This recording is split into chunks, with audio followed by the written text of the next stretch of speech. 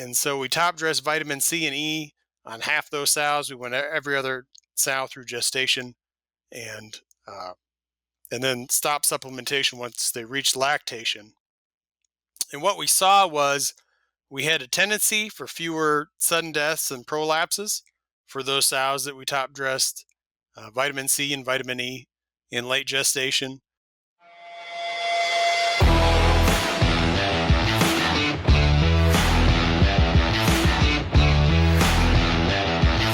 Welcome to the Swine Nutrition Blackbelt Podcast, the latest swine nutrition research digested for you. I'm your host, Clayton Chastain, and today we have with us Dr. Mark Knauer, a Swine Extension Specialist at North Carolina State University. So Mark, I know you've been on here several times before, but I'll ask again in case we have any new listeners. Could you give the audience a little reminder about your background? Well, good day, Clayton. A pleasure to be with you all today. Originally from southern Wisconsin, and have some schooling at Iowa State, so I do have quite a bit of background there in the Midwest, but then finished up school out here at NC State and was at National Pork Board for a year as a director of animal science, and now I'm a extension specialist out here at North Carolina State University for, I guess, 13 years now, apparently, which seems like a long time, but it's been good. So awesome. Want to improve feed biosecurity? VVC Premix from DSM Firmenich can reduce pathogen concentration of feed with proven results against ASF, PED, PRRS, and SVA. VVC Premix can also help improve gut functionality, weight gain, and feed efficiency. Learn more at dsm.com/VVC-Premix. So I saw the study you sent about vitamin C and E supplementation to sows and looking at how it impacted their performance in different ways. So I guess to start off, how did you set up the study and what all did you see? So sow mortality, we all know, is an issue. You know, it's a little bit of our Achilles as far as defending 10, 15% sow mortality. I don't know that that's super defendable. And so I would argue we perhaps need more people out there looking for solutions, and at the academic level and the industry level, both. So I was reading some old studies. Specifically, there's a 2007 Midwest swine nutrition paper from DC Mahan, are antioxidants associated with pig and sow mortalities. That's a real nice paper. And there's, of course, other papers looking at, vitamins in relation to pig health.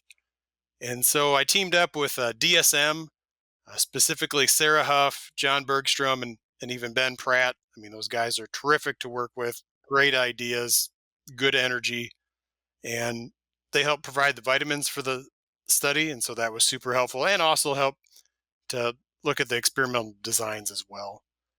And so we tried several different things. One of the first things we tried is there is some chatter out there about how the vitamin A, D, and E injections might help reduce sow prolapse. And so we injected, we had about over 900 sows in the study where we went in about day 95 and injected half those sows. And we didn't have a ton of prolapses, but we didn't really see too much either way. And so we tried some other pilot type studies. And for the study we're going to be talking about today, we had 466 sows. And we gave half of those a supplement of vitamin E and vitamin C. We did that the last several weeks of gestation. We went in 2 or 3 times a week.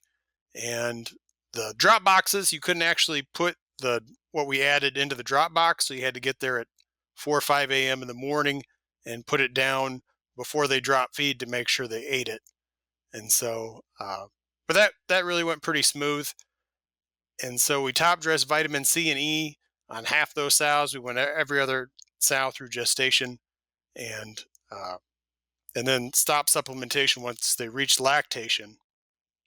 And what we saw was we had a tendency for fewer sudden deaths and prolapses for those sows that we top dressed vitamin C and vitamin E in late gestation. And then we also had a tendency for those sows that seemed like they didn't really start dying until sometime in lactation.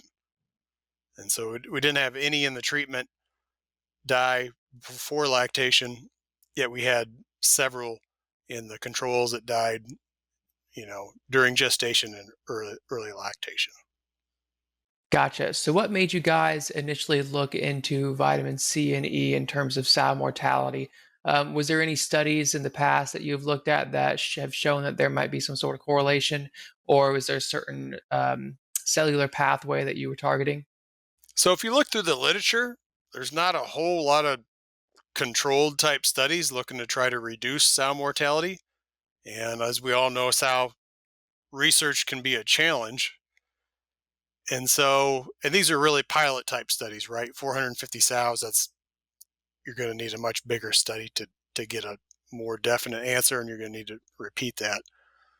But there is some thought that, these sows are potentially experiencing a chunk of oxidative stress. And so maybe one strategy is to give them more antioxidants, right? If you look at the literature and the NRC values for vitamins, I mean, some of those vitamins haven't been studied, or the recommendations haven't been updated for decades. As we know, our sow has changed genetically, right? If you look at her reproductive output now compared to 10 or 20 years ago, that reproductive output is substantially bigger. And so potentially looking at that, if we provide more antioxidants, would that potentially help sow mortality? Gotcha. So in this line of research, looking at antioxidant supplementation in terms of sow mortality, what would you say are the next steps for your team at NC State? You mentioned already, like looking, kind of blowing this up and looking at it from a larger population size, maybe a commercial point of view. But other than that, do you have anything lined up in terms of follow-up research? I think right now the plan would be to go in and repeat what we did, maybe exactly, as far as trying to build those, whether it's vitamin E, vitamin C, or both, reserves there in late lactation.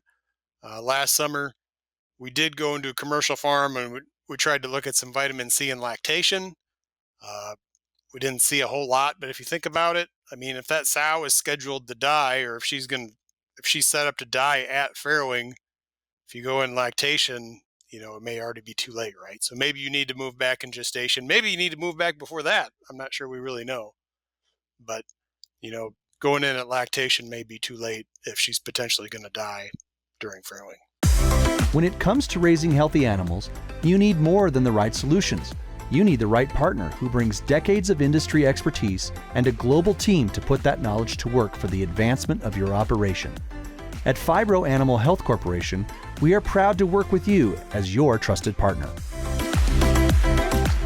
Gotcha. So I also saw a stillborn piece that was kind of being looked at in terms of thin fat sows and looking at body condition with the supplementation. So what all did you see there in terms of stillborns? Yeah, we did see an interaction where the vitamin C and E was not good for thin sows, but was good for fatter sows. And that was the farm data, and the sow cards were in the front. And so they're evaluating stillborns from the front of the crate, which might be kind of hard to see the stillborns in the back of the crate, but still the interaction was significant.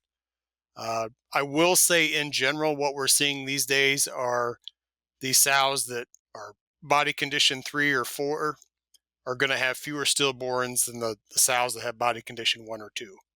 That's been pretty consistent across herds. Some of the old thinking may be that, if you got really fat sows, you have farrowing problems. Well, what we're seeing today is if you got a body condition score 4 sow going into farrowing, she's probably going to have an easier time farrowing than a body condition 1 or 2 sow. All right. Well, I think that's all the time we have. So thank you again, Mark, for coming on the show and sharing all this with us. Awesome. Thank you, Clayton. And again, thanks to DSM for their help and support of this project. Thank you. Yep. And everyone else, thank you for listening to the Swine Nutrition Blackbelt Podcast. Please visit us at swinenutritionblackbelt.com. And don't forget to subscribe to our podcast channel so you won't miss out on the next episode. See you next week. Hey everyone, we're always searching for the latest and greatest research to share each week. If you have a swine nutrition related research trial and would like to come on the show and share it with us, feel free to email the details about your research to hello@wisenetics.com.